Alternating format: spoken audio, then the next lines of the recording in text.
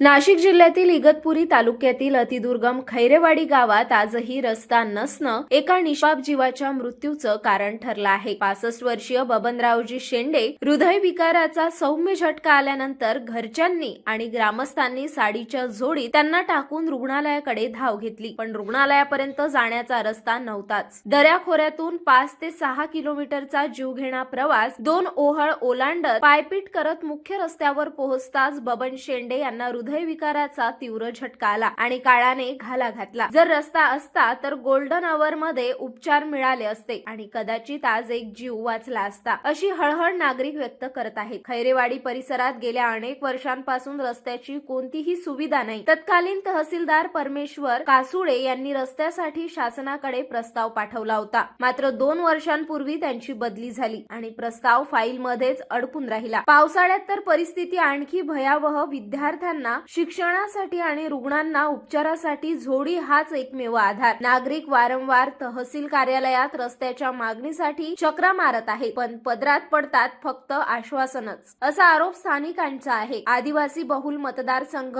आदिवासी आमदार, तरीही आदिवासी बांधव आजही मूलभूत सुविधांपासून वंचित। खैरेवाडीतील ही घटना प्रशासनाच्या उदासीनतेवर आणखी एक गंभीर प्रश्नचिन्ह उभं करत आहे।